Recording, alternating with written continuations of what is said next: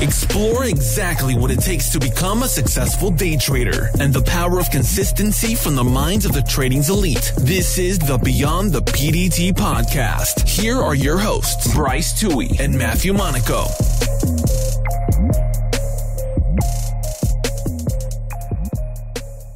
Welcome back, everyone. This is the Beyond the PDT podcast, and I'm one of your hosts, Matthew Monaco.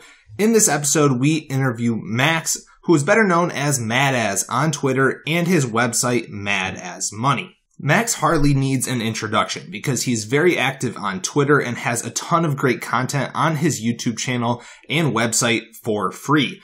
We had him on because he is one of the most consistent traders we have seen on Twitter and also has one of the most unique trading styles that he developed himself. And he goes over this all in the episode. One thing you'll notice a lot throughout the episode is Max is a heavy advocate for journaling. He says it all the time throughout the episode, and he believes it's the key to his consistency and also what led him to his no blow up challenge, where he ended up sizing down and became more consistent than he already was, trading his unique scalping style. Now, if you want to know more about Max once this episode is over, make sure you check out his website, Madaz Money. If you're watching this on YouTube, we included a link in the description below, and there's also one in our show notes, but that is madazmoney.com. He's got a ton of great content on there and also runs his own chat room. Be sure to stick around throughout the entire episode because at the end, Max really hones in on how to become consistent and also how he grew his account beyond the PDT. So let's dive right into this episode. Yeah, well, Max, thank you so much for agreeing to come on with us today. It's awesome. We're really excited to have you on here. Yeah, for sure, man. I know Bryce has been, itching for me to get on for a while. I've been holding it off. I've been traveling the world, man. So, yeah, but, finally got back, give you guys a chance to get this going. Pretty excited, man. Looking forward to it. Thank you. Yeah. No, well, I mean, I was just curious where in the world you went. I went to Rome. I went to Florence. I went to Pisa. I'm a big time history buff, so I just had to see all those historical monuments for myself. It's so trippy, man. Rome's actually a really small city. If you actually get I got an Airbnb in the middle of Rome. Everything is within 2 kilometers. All the landmarks. So you can actually do everything in a couple of days, really, if you kind of speed through it. But I stayed there for 2 weeks, so I had plenty of time to see everything and kind of just chill and grab a slice of pizza and then, of course, trade. Nothing wrong with that. And it's like you said, you had plenty of time to trade and everything and explore the world. Yeah, absolutely. All right, word, man. So, yeah, could you just tell us a little bit about yourself? How did you discover trading? How did you just get in the industry in general? Yeah, so I actually started off, graduating as an engineering degree, 4-year degree. I went to college like everyone else, the conventional route, like they say, right?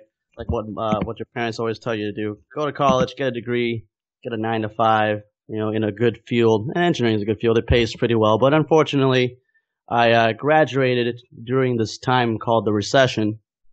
And that was a big hindrance in my employment opportunities. And a lot of moments where things looked pretty bleak. Job prospects were pretty slim. As a matter of fact, 6 months after graduating with my engineering degree, I was still stocking shelves working a minimum wage job at a computer electronics store. So, I've talked about this before. It was probably the most humbling experience of my life. Just being there, thinking that you're on top of the world or ready to be on top of the world with a college degree and, in a good field. And all of a sudden you're kind of pushed into a situation where you're stocking shelves, making minimum wage and just really, really humbled. So that really gave me a really real perspective on how life can be really difficult and not really what you expect. But moving forward, finally 6 months after the fact, I finally did land a job. It wasn't an ideal job. It didn't pay much, but beggars can't be choosers at that point because nobody was really hiring. But I did end up getting a job, and I ended up meeting my coworker who happened to show up with a very, very nice car.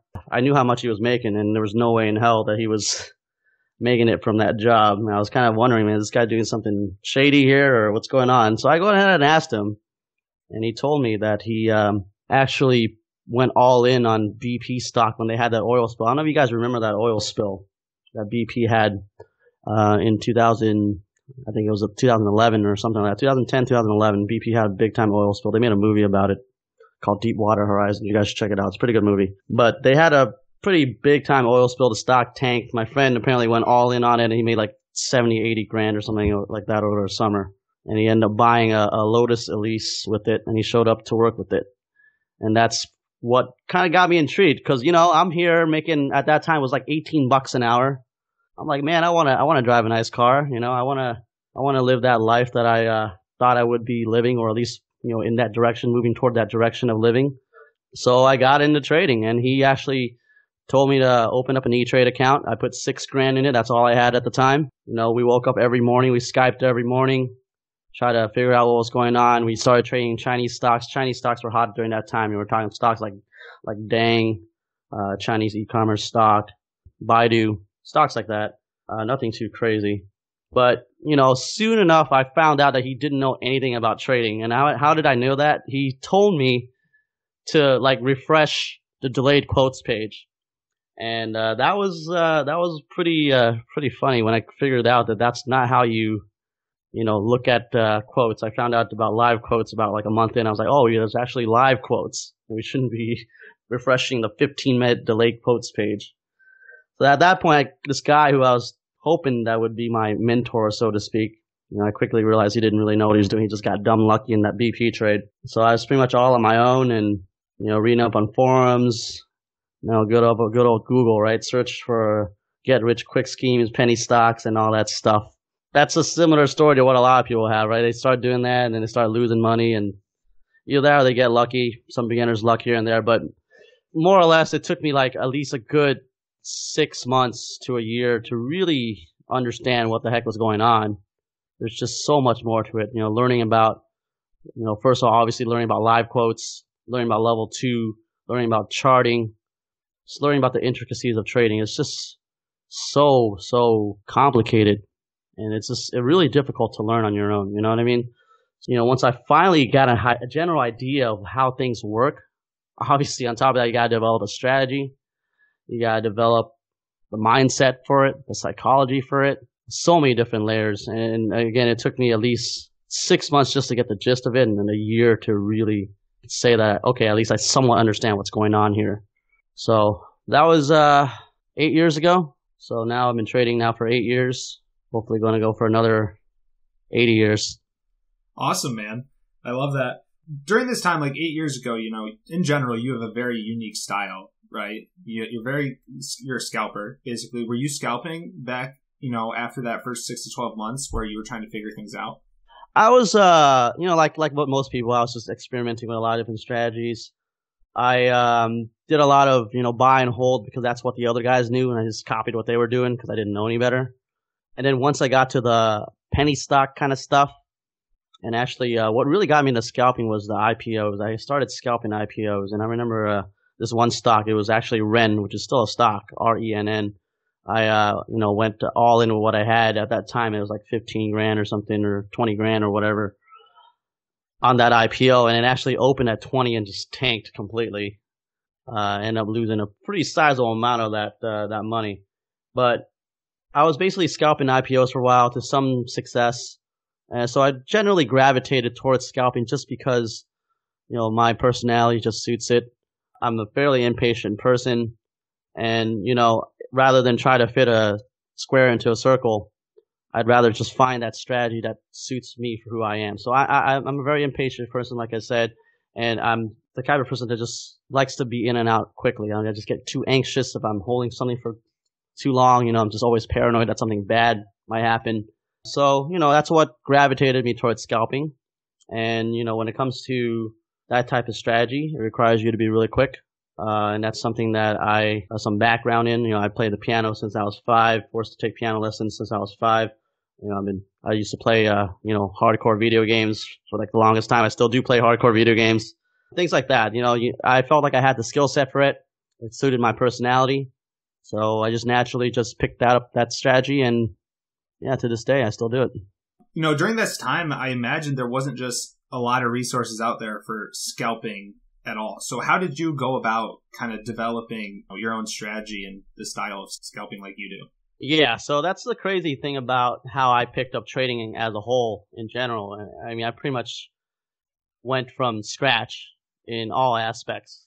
aside from just reading about the basics, there's obviously things that you can look up in Google here and there and look up on Investopedia or whatever. But, when it comes to the actual strategy and the execution, I pretty much had to just figure it out for myself, fend for myself, basically got tossed to the wolves there, so to speak. Literally everyone that asked me this question, how did you pick up scalping? Honestly, I can't pinpoint exactly how I did it. It's just more or less I just stared at the level 2. I stared at the tape. I stared at all those charts. And one day, I just had that, that epiphany moment and I just got it, There's always those kind of light bulb moments that we always experience in life. And for me, I've had several of those in the past, you ever had that experience where, you stare at something long enough and then somehow it just you just see everything. You see the patterns and it just starts coming really clear and obvious. It must be how Thomas Edison felt when he, invented the light bulb. To me, that's basically how it was for me with trading. I just stared at it long enough screen time. I think about over a year. I figured out bits and pieces here and there. Maybe it took me 6 months or so to figure out charting and chart patterns. It took me another 6 months, so a year total to really understand, the basics and the fundamentals of level 2 and how things work there and the tape and the time and sales. So, honestly, it's really tough for me to pinpoint exactly how I did it again. It's just practice makes perfect, man. That's all it really was. And so now, over the course of time, since you kind of did have that aha moment to where you are now, what have you done to kind of refine it and make it into what it is today? Trial and error, man. It's when it comes to trading, a lot of trial and error. It's we all admit it's a fairly iterative process. The game's always changing. The game's always evolving. We're dealing with algos that are getting smarter. So, no matter how refined your strategy is, there's always going to be room for improvement. So, over time, you're going to notice these little things here and there that you got to tweak. When it comes to my strategy, things like sizing parameters, things like knowing when to really push the envelope, so to speak, when to lay off the gas pedal, when to walk away, things like that, just really understand when do you actually see that you have an edge and how to take advantage of that edge, how to optimize it, how to maximize the return from it. At the same time, identifying when you don't have an edge and how you mitigate the impact of any possible losses, or, even better, just knowing to just completely outright skip those moments where, you don't have a high chance of winning. So, when it comes to refining my strategy, it's a lot of data. I've been journaling my trades now for 5 years. So I have 5 years worth of, data, logs, journal entries, and this is something I'm a big proponent of. So, any traders out there that don't journal or keep a log of some kind, I highly recommend it, because it just shows you how you're trading, and you can look back on it and you can see all these patterns in your trading that you probably otherwise would not notice if you're not writing them down. Once I started logging my days and stuff like that, it's amazing, man. And you look back at it, you have all these statistics, and you can see maybe I do a lot better in the first hour and I do a lot worse, in the afternoon. And these are things that you can support with your metrics and your data and your journal entries. And it's so critical. It's so critical. And without that, there's no way I would know, hey, at this time, I know my edge is gone. I should walk away.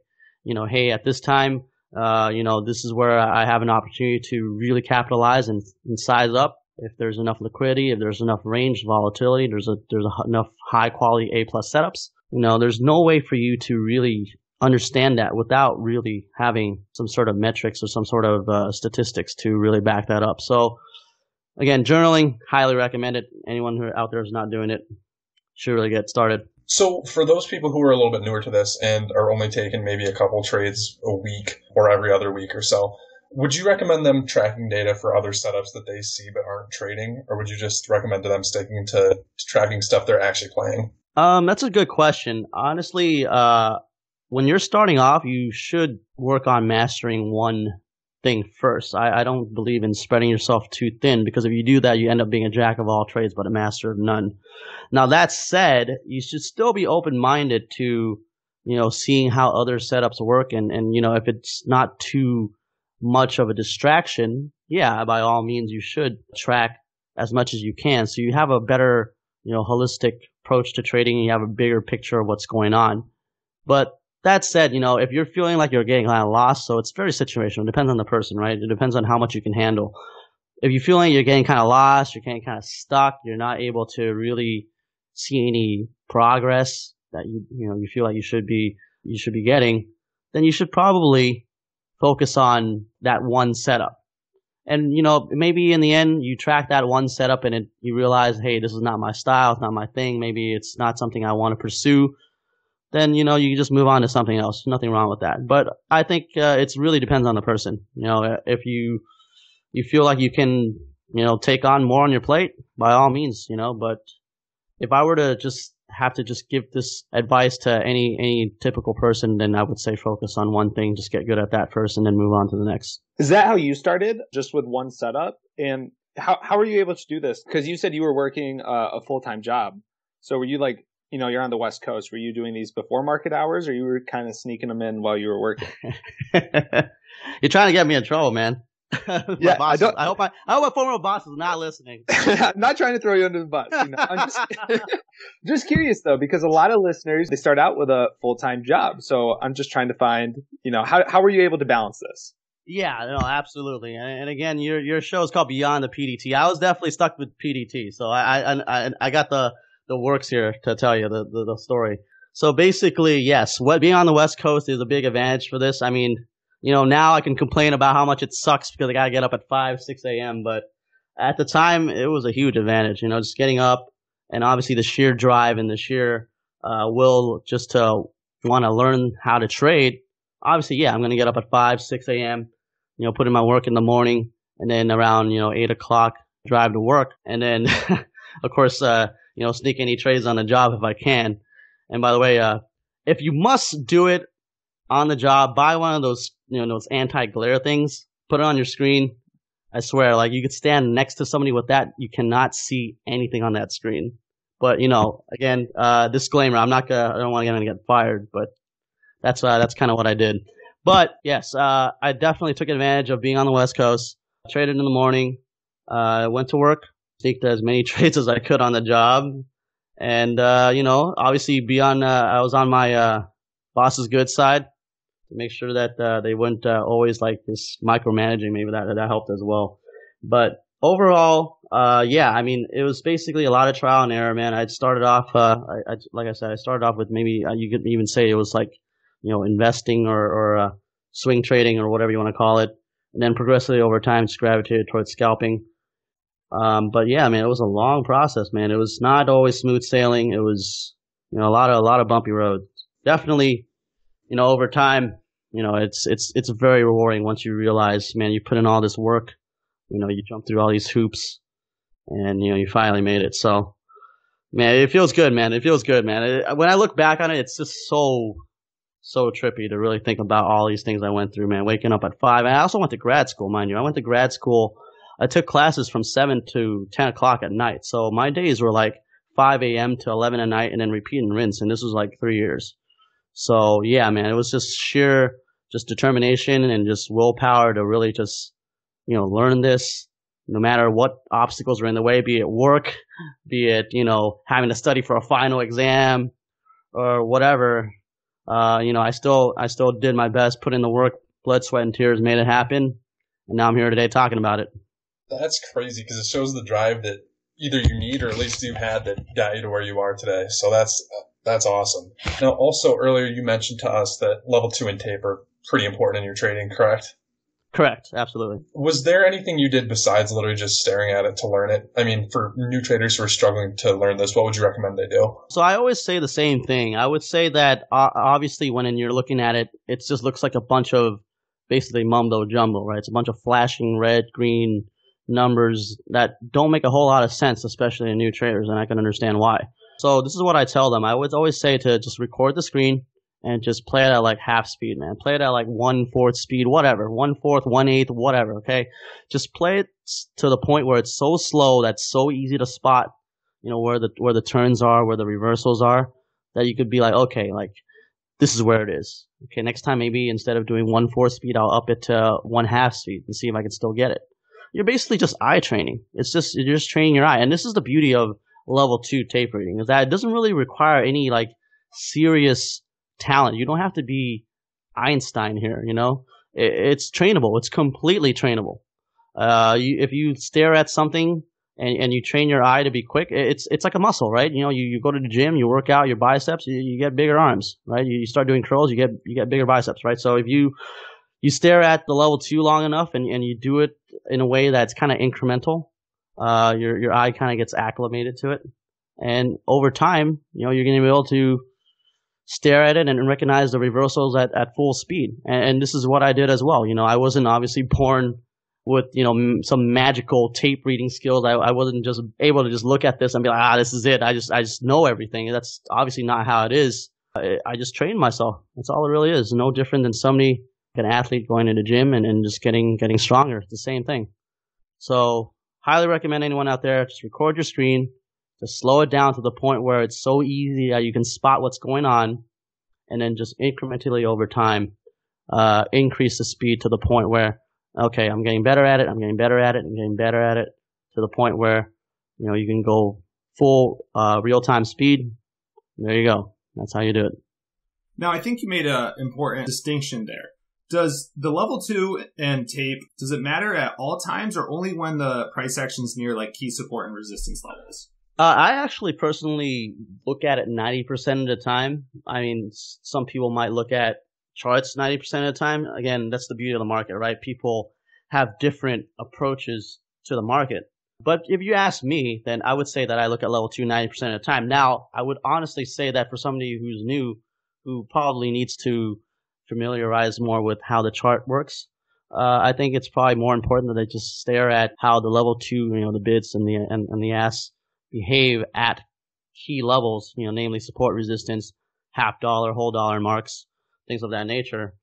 But I look at level 2 the entire time because I'm looking for things like hidden selling. I'm looking for things like, you know, maybe somebody spoofing a bid. These are things that can happen at any time. You know, spoofing bid, spoofing an offer. These are things that can happen. It doesn't matter if the stock is at support or resistance. It could just show up at any time, and that could adversely affect the price action of the stock. So that's why I like to look at level 2 at all times. And again, I've talked about this before. You know, level 2, you know, another name for level 2 is market depth, and the key word there is depth. And, you know, the reason why it's called depth is because you can see beyond the first dimension. You know, the chart is one-dimensional. You know, the time in sales is also one-dimensional, by the way. The time in sales only shows you the transactions that are going through. But the level 2, there's a depth aspect to it because you can see beyond the best bid and you can see beyond the best offer. So what does that tell you? This gives you the opportunity, so to speak, to see into the future, right? Where the stock might potentially go based on the current configurations of bids and offers.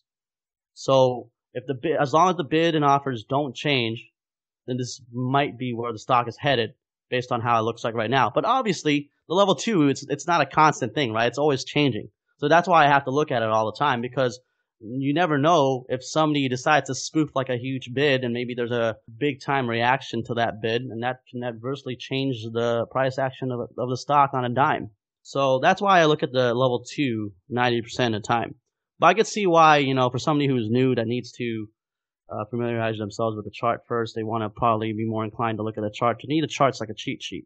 The chart tells me where the levels are that I need to pay attention to on the level 2, right? For like probably like a reversal or something like that. But, you know, it's really simple for me to, you know, label those levels and kind of just memorize them, and then just, I know where they are when it comes to level 2. Like, okay, yeah, this is a support. I don't really need to stare at the chart the whole time to know where it is. I just kind of just know it.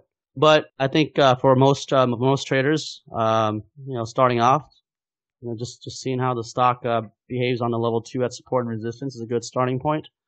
But eventually, you probably want to be able to, you know, spot some of the tricks the market makers like to try to pull. You know. Yeah, absolutely. Could you maybe just go in detail to a couple of those? Like, how do you see hidden selling or hidden size on a level 2? So hidden selling is when somebody puts an offer of a certain amount. You know, it could be like they could be showing 100 shares, 200 shares, and then you see a bunch of prints go through on the timed sales at that price, you know, supposedly hitting that offer, but then it's not budging, right? That offer is still standing there like it's a brick wall, right?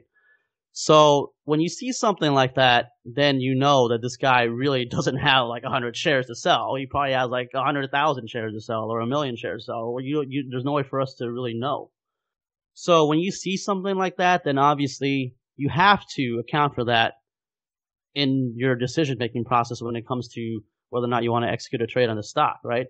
If you want to go long and all of a sudden you see there's a huge brick wall and he's refusing to move, well, it's probably in your best interest to maybe hold off on that long until maybe either A, he decides to move out of the way and lets the stock run, or maybe consider not taking it long and maybe even consider going short.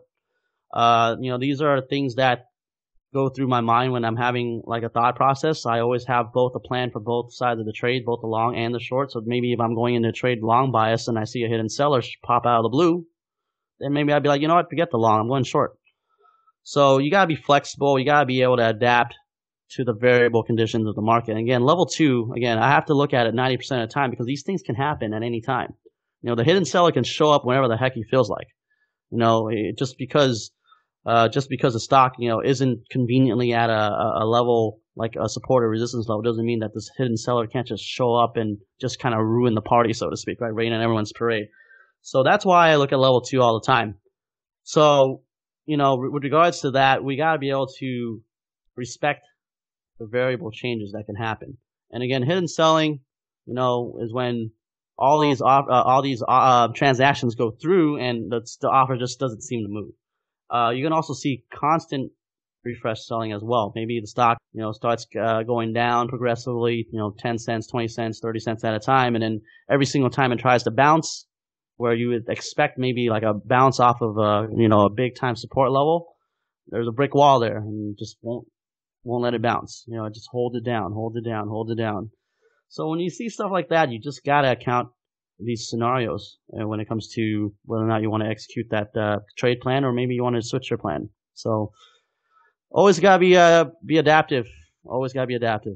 So kind of building off that, and to build off of the level 2 and tape reading, to kind of segment into our next point, pre-no blow up challenge, you were still very consistent. What did you do before the no blow up challenge to kind of be consistent, to find that real consistency? Is it just a mix of everything you've talked about, or is there something else that you kind of did to get there? Yeah, it's basically a culmination of everything that I've talked about. I mean, there's no one thing, there's no like one magic formula. There's no, I can't wave my magic wand, say abracadabra, and everything will be smooth sailing. It's just not how it works, unfortunately. It's a lot of hard work. It's a lot of data tracking. Like I said, a lot of journaling, a lot of studying what went wrong. It's about learning a lot from your mistakes. It's a lot about mindset, psychology, not letting any setbacks really just put you down to the point where you can't improve, you can't progress. When it comes to taking losses, we got to understand that's part of the game. Nobody's going to win 100% of the time. This is not how it works. If you're joining this trading gig thinking that you're going to win 100% of the time, I'm sorry, you're going to be sorely disappointed. You're going to have to take losses here and there, and you got to look at, when you're taking these losses, you got to look at it as a glass half full instead of glass half empty, right? Take the lessons that you learn, absorb the knowledge that you can gain from it, and move forward. So, these are things I track in my journal, mistakes that I made. There's nothing worse than making the same mistake over and over again, because that means that you're not absorbing the lessons that you learned from making the mistake the first time. So, I've always made it a goal to really, at the very least, see some progress when it comes to these things. And eventually, obviously, the end goal is to completely eliminate that mistake outright. But, I understand trading. It's a tough gig, man. They said 90% of traders fail, and there's a reason for that. So there's a lot that goes into it. A lot of it is mindset. A lot of it is just absorbing all of that knowledge. A lot of it is just journaling and data tracking and statistical analysis and refining. It's a lot of work, man. It's a lot of work, not gonna lie. And I always said that, man. Trading is for like the mentally insane. Nobody in their right of mind would dive in head first if somebody said, hey, this little thing that you're about to get yourself into. Like only 1 out of 10 people make it, right? Yeah, nobody in their right of mind will do that. So for anyone to take those kind of odds, you got to be absolutely mentally insane. But hey, you know what? If you can make it as part of that 10% or whatever, it just feels all the better, right? Absolutely. And now, kind of building off of first thing we asked, the no blow up challenge. Can you kind of explain? Because again, that's something that you have done lately, and that's helped you find more consistency by sizing down. Can you kind of just explain what that is, though, for people who are unaware? Yeah, absolutely. And anyone wants to know more about it, you could visit my website, madazmoney.com. I've written several blog posts about it. So basically, the no blow up challenge was a result of, last year, had a couple bad hits in May. And so it was exactly 12 months ago. A couple hits that I'm not too proud of. But again, the lessons were learned from it. And it gave birth to the no blow up challenge. And the no blow up challenge essentially is just taking the lessons that you learned from the mistakes that you made and moving forward and trying your best to not make those same mistakes again. So for me, it was definitely sizing up in inappropriate market conditions. Also a combination of other things, not taking profits, hanging on to positions maybe a little bit too long, sometimes to my detriment. Hanging on for maybe just a few more seconds was detrimental. Things of that nature. So I basically took the liberty to write this down, write a very extensive blog post, share with everyone, so that way everyone can just see that it's not always glitz and glamour, and at the same time people can learn from both my successes and my failures, and observe that same knowledge. So hopefully people don't have to go through the same horror show that I went through last year. But the gist of it was, I was sizing inappropriately. Basically my risk was out of control relative to the opportunities that were available. For my style, at least, at the time, the trades that were available were not, in my definition, in my criteria, not A+ quality sales, but I was applying, A+ type sizing on it, and as a result, I paid the price for it. And again, it didn't put me down and out. I absorbed the knowledge, and after that, it actually, set me right to the point where I think I went on quite a nice little consistent run ever since. Just really just writing down my thoughts, essentially just writing a diary of sorts and just reflecting on it and recognizing what went wrong and just making it a goal and a point to just not repeat the same mistakes. So that's basically the no blow up challenge. No blow up challenge is just recognizing your mistakes. Number one, the first step to recovery, the first step to rehab or whatever you want to call it, is recognizing that you have a problem. Okay, so I recognized my problem. I was oversizing. I was holding to some positions maybe a little bit too long. I just was not trading, taking the right type of trades, not applying the right type of risk management to the trades that were available, the opportunities that were available at the time. I recognized that. I understood what was wrong. And step two, obviously, is to find a solution, right? You got to find a remedy to your problem. And my problem obviously was, oversizing. So I sized down. I went back to scalping a little bit more quicker moves, taking profits without any regrets for potentially maybe once in a while missing a bigger move. But hey, it's in exchange for peace of mind. So that's the trade-off, right? So once in a while, you're going to have to deal with that scenario. But hey, that's something that I was willing to give up in a sense, just for the peace of mind and knowing that I'm not going to put myself in trouble. And just making these changes, man. Just making these changes, recognizing the problem and identifying a solution and then just applying that solution. It just put me on a really, really nice, consistent run. And on top of that, on top of my account being happy, I was mentally a lot more clear and I just felt better in general because I was just not putting myself in harm's way. I was managing my risk a lot better. And overall, it was just great, man. It was just great to just essentially just vent through these blogs and just studying this data and just clearing my mind and just getting back to what I was doing before, which was just, being consistent and just making money.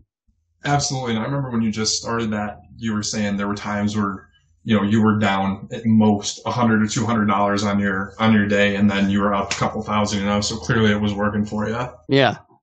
So we actually had a question asked on Twitter, if you wouldn't mind answering this. We had someone ask how you dealt with revenge trading in the beginning of your trading. Yeah, so revenge trading is something that obviously, if you haven't face revenge trading, then you're not truly trading. Every single trader has dealt with this issue at some point or another, and it's something that never truly goes away, man. It happens, it happens to me, admittedly, still to this day.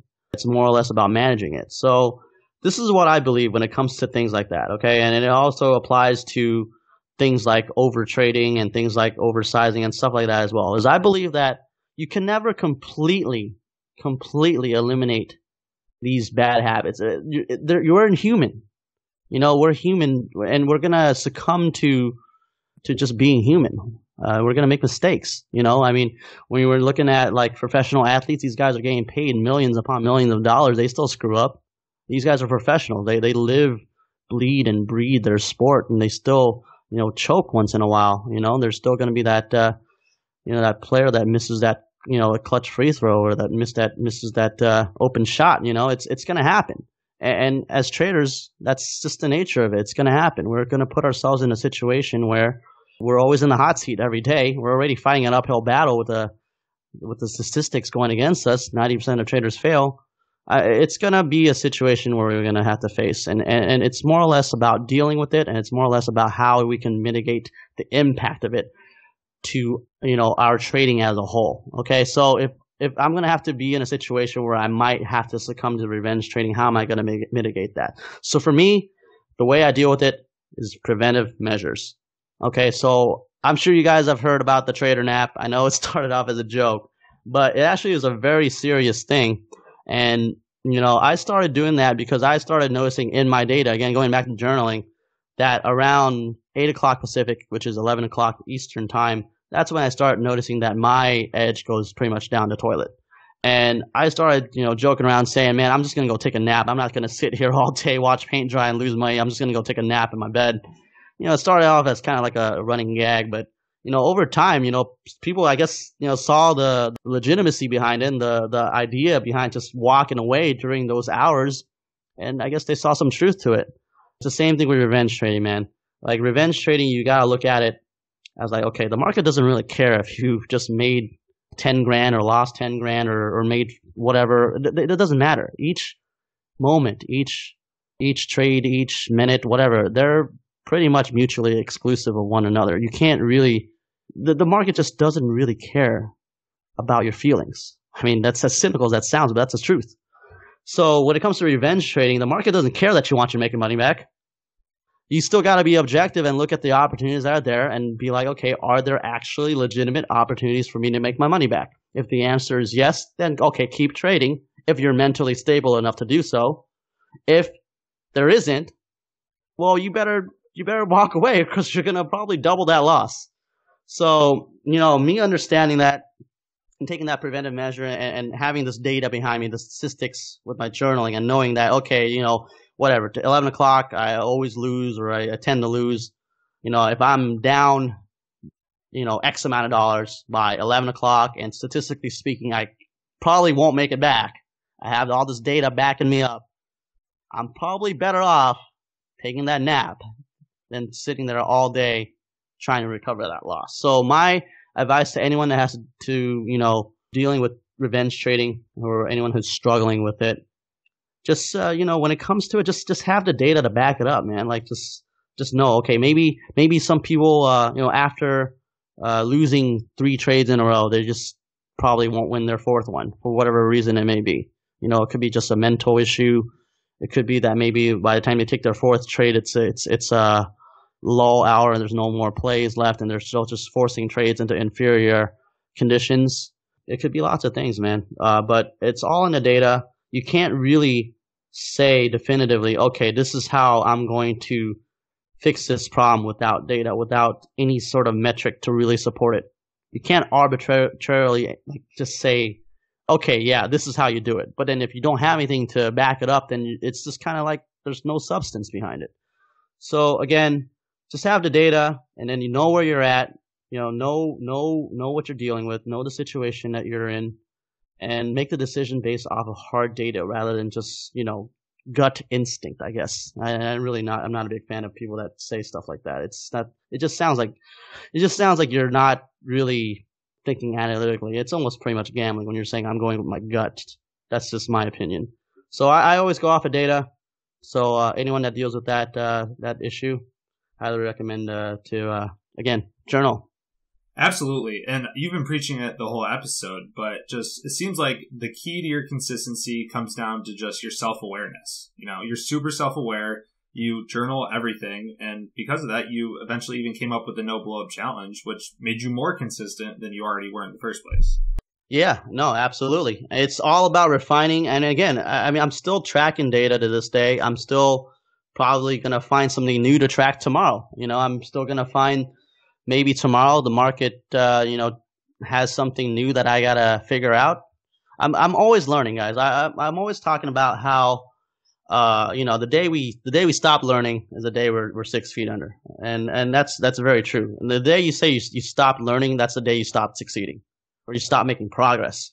And I always believe that we're forever students of the market. We're always going to be picking up new things. And, if you're not journaling, you're doing yourself a huge disservice. You're not, you're going to keep falling more and more behind as things change, as things evolve.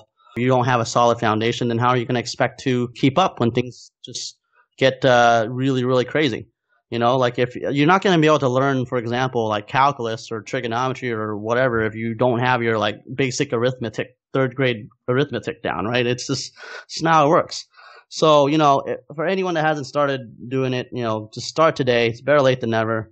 Track that data. And that way, all of these problems that you may have, revenge trading, oversizing, just these mistakes that we see people complain about time after time after time again. It becomes a lot more clear when you have all this information, all the statistics, all the data, all this stuff. Then you'd be like, oh, that's why. I don't do well trading during this time. I don't do well trading these type of stocks. I don't do well, when I size too big because maybe I just start getting too freaked out by the unrealized numbers. Maybe I'm not mentally ready for that. So, all of your questions will be simply answered by just honestly starting to track what's going on. I can't really stress it enough. And, there's a reason why I sound like a broken record, and anyone out there who's listening to this and, they could probably play a little drinking game. Every single time Madaz says journal, take a shot. They'd probably be pissed drunk by now. I love that. Yeah. Now getting into some, tips for beginners, and one of my favorite questions to ask, and I'm sure you're going to have an interesting answer, is if you had to start over again with just $2,000, which is a common amount for a lot of new traders, how would you go about it? Because now you're fighting the PDT rule and you're a scalper. So I'm kind of intrigued. Okay. So, I mean, I would say regardless of whatever strategy you're doing, it's still the same approach. You're obviously limited. Okay. Your PDT 3-day trades and 5 rolling business days. That's a limitation. It sucks. I don't agree with it. That's a whole different story, a whole different conversation. But $2,000, you're limited, 3 trades in 5 days. Okay.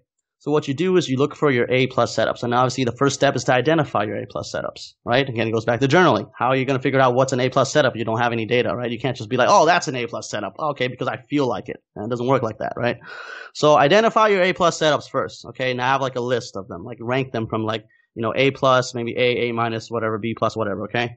And I would focus on only the A+ setups because with $2,000, you don't got a lot of leeway, right?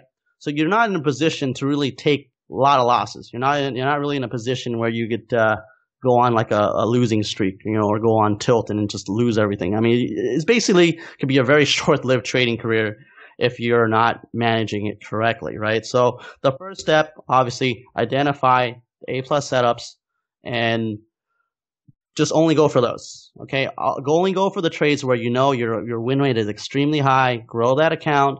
Minimize setbacks. I know it's easier said than done, but by identifying those A+ setups and just only going for those, it will really, really help you with that. Now, secondly, is you got to have a lot of patience. And I think I know a lot of people that come into trading. I know this mindset, right? I'm going to turn $2,000 into $2 million. I'm going to be a millionaire overnight. That's what everyone thinks. I know it's just obviously the wrong mindset. I don't really need to get into that. But that's what everyone thinks, right? So what I'm going to have to say is, conversely, you actually have to have a lot of patience, right? They always talk about this all the time. This is a marathon, not a sprint. So we always have to understand that this is something that is a very, very, very long-term kind of thing. You're not going to turn that 2,000 and 2 million as much as you want that Lamborghini. It's not going to happen. Something that's going to have to take time.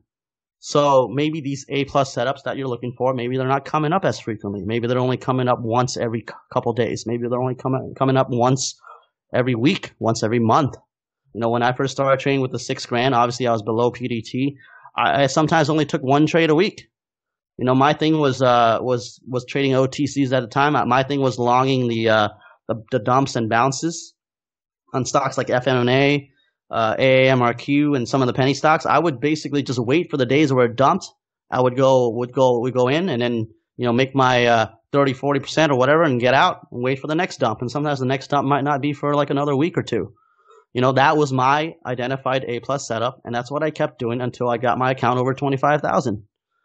So likewise, speaking from experience, highly recommend that anyone with $2,000 or any amount below PDT to do the exact same thing. Guard that $2,000 like it's your life, because if that's all you have, and that's your leeway, you don't got much breathing room. So identify those A-plus setups. Only go for those. Have the patience to wait for them. Have the patience also to not force trades and inferior setups. Have the discipline to just sit on your hands, chill out. Cash is always a position. 0 is a bigger number than any negative number. You go force a trade. You want only, waste a day trade. You lose money, and, things just fall apart. The wheels come off. So I know it's hard, man. I know it's hard. I know I'm saying this and it might sound like cookie cutter type stuff, but man, I really hope, anyone that's listening to this really takes it to heart, because I really want to see people out there do well. And, I want to speak from experience. Again, I started with $6,000 below PET. I didn't go to an offshore broker or anything like that. I was trading with E-Trade.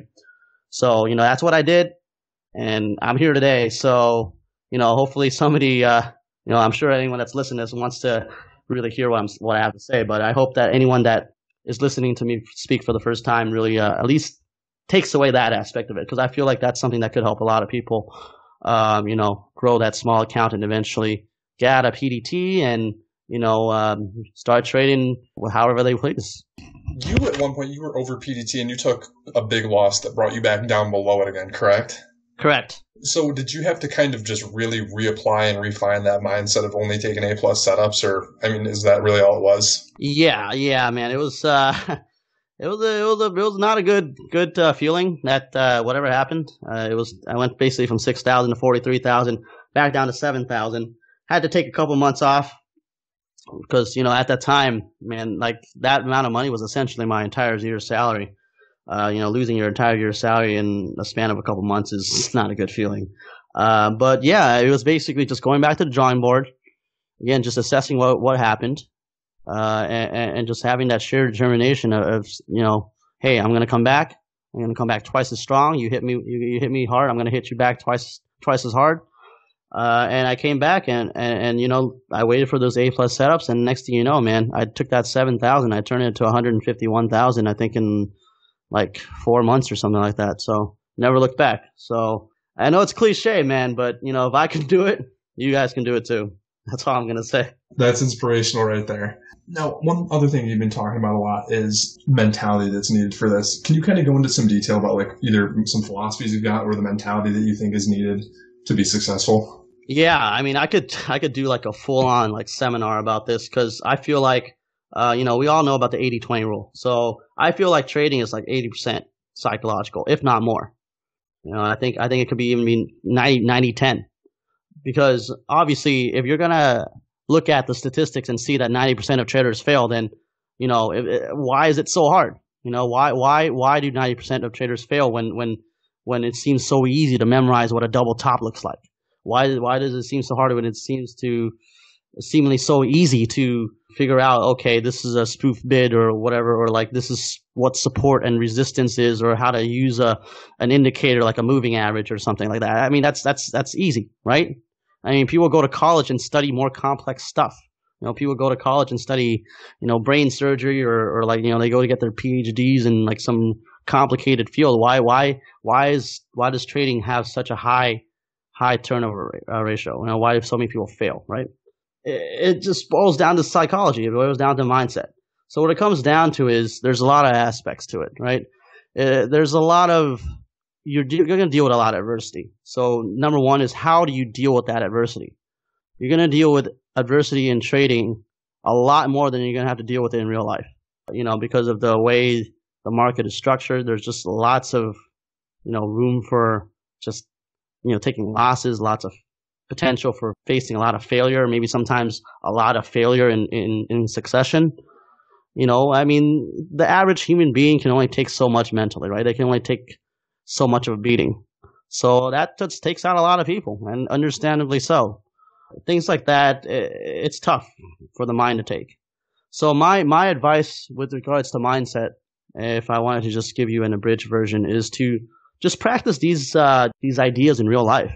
When it comes to things like discipline, right? We all know how important discipline is when it comes to trading, right? When it comes to refraining from taking that grade F trade, how about in real life, if you're following a strict diet plan, how about, refraining from eating that, sugar-coated donut and breaking your diet plans, things like that.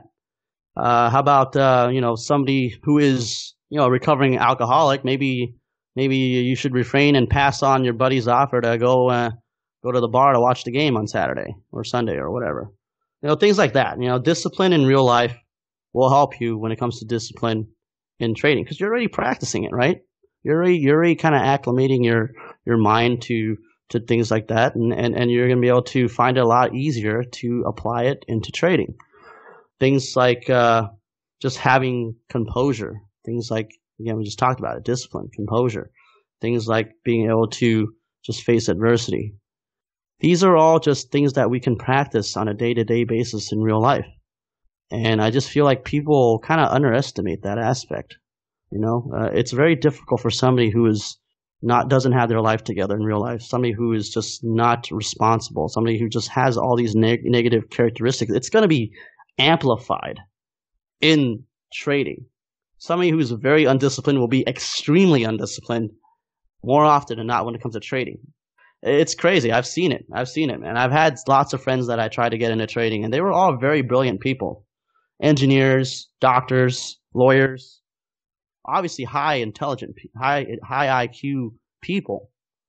But they all failed. And what I noticed is they all had in common was they were all weak when it comes to their mindset in one aspect or another. In some cases, multiple aspects. But some people just couldn't handle being in the hot seat. They couldn't handle the pressure. When they saw that their stock was going down, they would just start freaking the hell out. Some people just could not get by taking a loss, so they just start succumbing to revenge trading. They start going on tilt. They just can't get over that. So with regards to the mindset aspect, the psychological aspect, this is probably where a lot of people just aren't suited for the game. I was talking to you guys earlier about how level 2, you can kind of train that, right? That's like kind of like a muscle that you can train. You can train your eye to being a little bit more sharper and spotting things a lot more quickly. But when it comes to mindset, it's a lot more harder, especially when you're older. When you get older, it's a lot more difficult to really change the way you think, because the mind is most malleable when you're like in your teens or something like that. I forgot the exact statistic for that, but you're a lot more easily able to change when you're younger, right? When you're more older, you're more fixed on your ways.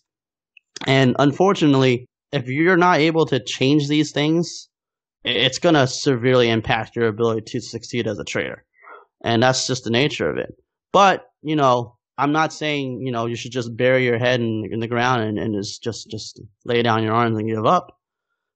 You should definitely try to make a change by practicing these things in real life. Again, discipline, things like self-control, restraint. These are things that you can practice on a day-to-day basis with just your normal life.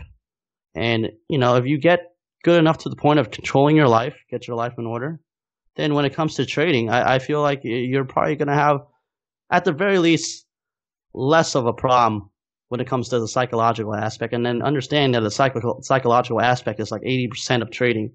That's pretty huge, right? Once you got that down, memorizing the chart patterns and candlesticks and all that stuff, it becomes a piece of cake. You know, if you're lucky enough to master the psychological aspect and all you got left is the technical stuff, that's basically icing on the cake. But, you know, I can kind of tell. Most people probably start off with the technical stuff. They buy all these books and they read about indicators and all that mumbo jumbo and memorize definitions from Investopedia and all that. But they never really truly get that psychological aspect mastered. And that's ultimately the downfall for most people. And that's just the God honest truth. And that's what, from what I've observed from my own personal experience through my friends that I try to train to trade. And, you know, also just people that I've seen through the years, through the 8 years I've been trading. It's kind of tough to see, man, but that's the truth, man. That's what I honestly believe. You know, some people may disagree with that. That's fine, but that's what I believe in, and that's why I highly stress, you know, mental conditioning. And I made a YouTube video on it. I mean, that's how important it is to me. And those of you that are with us at madazmoney.com, we're going to focus a lot more on mental conditioning moving forward. It's really that important that we must emphasize. We must stress it a little bit more than it already is. I feel like it's just too. You know, right now it's just pushed under the rug a little bit too much, I feel. And just drop the mic right there, man. That was the whole episode. That was awesome. Oh, thanks, man. Appreciate it, man. I was hoping that would be the end because I was running out of saliva. No, that was beautiful. I do have one more question though. And you kind of just mentioned it a little bit, but what's next for you in terms of your trading? Are you keeping the no blow up challenge going, or has that just kind of become how you trade nowadays? Oh yeah, man. I don't even think about it now. It's completely ingrained in me. Everything that I've learned from it. The no blow up challenge isn't like a kind of on off kind of thing. It's more like a philosophy, right? If somebody follows a certain philosophy, it just follows with them forever as long as they still believe in it and they still believe that it works for them. You know, the no blow up challenge is just basically it's an idea. It's like, okay, I want to always be learning from my mistakes. I want to always be self-aware of them. I want to be true to myself. I want to be blunt and honest, and I want to do this. Why? Because I want to succeed and I want to progress and I want to move forward. You know, if I'm going to take a step backwards, which in trading is inevitable, okay, we're going to lose at some point. We're going to take that step backwards. It can't stop that. But I want to make sure that I'm taking 2 steps forward and 1 step backwards, or even more, 3 steps forward. And the no blow up challenge embodies that. The no blow up challenge, again, it's not like a on off thing. Oh, I'm done with it. I graduated from the no blow up challenge. I'm done. You know, this is not college. You know, it's not you get a degree at the end once you finish the no blow up challenge. You never really finish the no blow up challenge. It's just an idea. It's just something that you want to internalize. You want to make it second nature. You want it to help you with your self-awareness with your trading, and you just want it to just make you a better trader in general. And that way, moving forward, trading will be a lot more pleasant. And hey, who doesn't want pleasant, right? Yeah, absolutely. Thanks so much for coming on, Max. I mean, this has been an awesome conversation. Thank you so much, man. Yeah, for sure, man. For sure, man, dude. It's really exciting, man. I haven't done an interview in a while, and you know, I thought it might be a little bit rusty, but you guys made it easy for me. I appreciate that. Thank you. You made it easy for us. You had great answers. Explained them all. It was super easy, straightforward. I hope the mic was clear because when I did the chat with traders one, I used the same mic. So I'm using the blue Yeti. I had it backwards. So I don't know if you guys actually listened to the chat with traders one. It sounded kind of muffled despite the fact that I was using a pretty good mic. It's because I had it freaking backwards. so this time, 100%, I made sure it was the right freaking side. I put the pop filter on. I did my part. I swear to God. You guys, now it's on you guys. You guys do whatever you guys gotta do. Add compressor or, you know, whatever it is to the. I used to do sound design too, so I kind of know the terms. But, you know, whatever. Yeah. You know, make it sound good. Make me sound good. Yeah. Thank you again so much, man. And I'll see you in the chat room. Yeah. Sounds good, man. Thanks a lot. Take care. Take it easy.